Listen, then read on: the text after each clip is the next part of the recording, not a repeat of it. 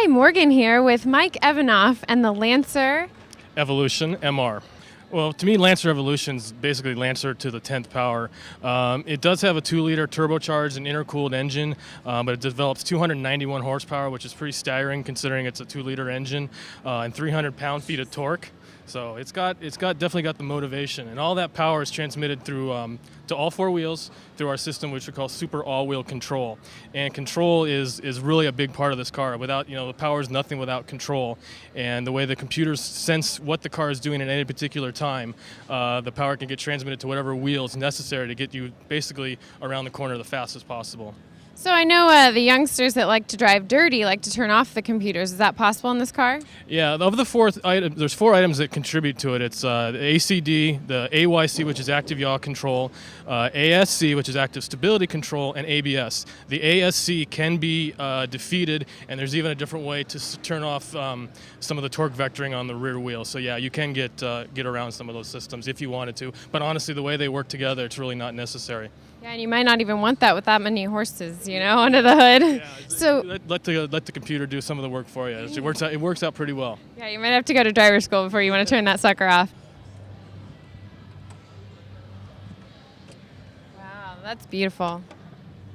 So, and one of the differences on this engine from before, whereas the turbocharger would usually be mounted on the front side for better weight distribution, we've actually put it on the back side, so it's mounted behind here, and for the exhaust, it's a much straighter shot as opposed to going down below the engine and making that turn. It's just for weight and for exhaust flow right out the back. So that's one of the big differences. That's why this has to be routed all the way into the back there. But Speaking of weight distribution, I know this is a little off-center, and it's not set back as most engines are. It depends on the packaging of the vehicle. This, compared to the last generation car, is moved back a little bit and is down a little also, but the twin clutch transmission resides off to here. So basically on packaging, the engineers always try and find the most efficient place to put, because this is, and you talk about weight, this is now an aluminum block and an aluminum head, which is also new. So that is weight savings in addition as well.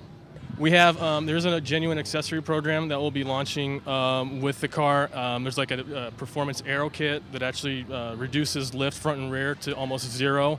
And there's some other enhancements to the interior that can be done as well. But basically the suspension comes one way, and that was as designed and intended by Mitsubishi Motors. Little things like for the interior, like shifter covers and like pedals. And aluminum e-brake grip, and like I said, the aero kit, and I'm sure some new like sway bars or strut tower bars for the front and for the rear as well.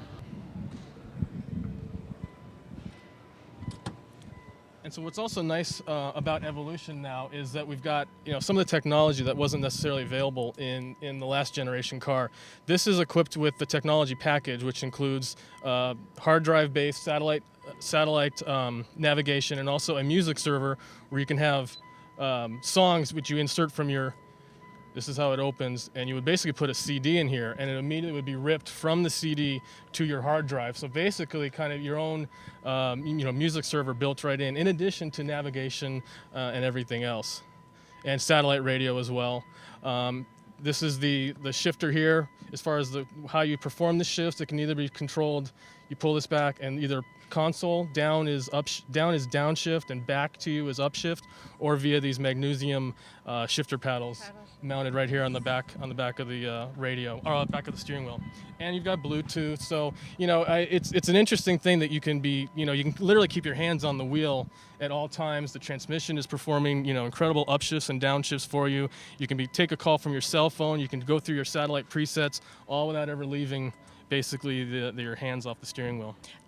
So tell us a little bit about these seats. These look so comfy. Yeah, we've had a long relationship with Recaro supplying the seats for the Lancer Evolution, and that's part of what defines the whole driving experience.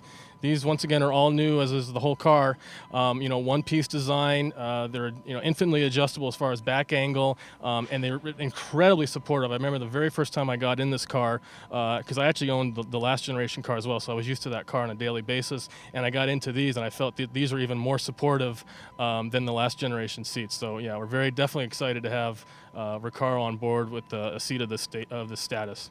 I know you mentioned you owned the last generation. How long did you own it for, and did it ever give you any problems? problems? No, never gave me any problems. I had it 18 months. Do I have to interview your mechanic? Are you telling me that? No, I did all the work myself, Okay. actually. Wow. But Just gain a new respect for yeah, but yeah, I mean, it was an enjoyable car, and that's why, like I said, when you have all your hands on the wheel, I remember in the old car, it's like, okay, I'm trying to take a phone call, I'm trying to look at my MapQuest to see where I'm going. You're always kind of like juggling different things. In this car, you get the best of both. It does it all for you. Thank you so much Thank for your you. time. It was a pleasure.